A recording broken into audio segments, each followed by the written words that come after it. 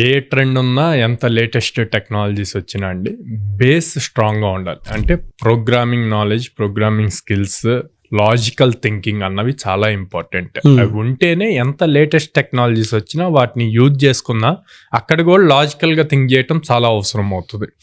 So ఈ పాయింట్లో మాత్రం నేనేం సజెస్ట్ చేస్తా అంటే మీరు you choose any programming language. Python choose చేయండి, జావా చూజ్ చేసుకోండి, లేకపోతే ప్యూర్ సి ప్రోగ్రామింగ్ అంటే అసలు సిస్టమ్ బిల్డ్ చేయడం ఫస్ట్ ప్రోగ్రామింగ్ దాంట్లో సి ఇంపార్టెంట్, అదైనా చూజ్ చేసుకోండి. లాజికల్ సాల్వింగ్ ఎలా చేయగలరు అన్నది ఇంపార్టెంట్. మీకు ఒక కాన్సెప్ట్ ఇచ్చారు, ఒక ప్రాబ్లం ఇచ్చారు, దాన్ని ఎలా సాల్వ్ చేయాలన్నది కోడ్ కన్నా కూడా ముందు మీరు ఒక పేపర్ తీసుకొని దాంట్లో నీట్గా స్టెప్ వైజ్గా రాసుకోవాలి. ఆ రాసిన దాన్ని కోడ్లోకి ఎలా మార్చాలన్నది నెక్స్ట్ స్టెప్. ఈ క్లియర్గా స్టెప్ వైజ్ రాయటం కనుక వస్తే మీరు అక్కడ చాలా వరకు సక్సెస్ అయినట్టు. అక్కడి నుంచి ఈజీగా ప్రోగ్రామింగ్ నేర్చుకోగలుగుతారు.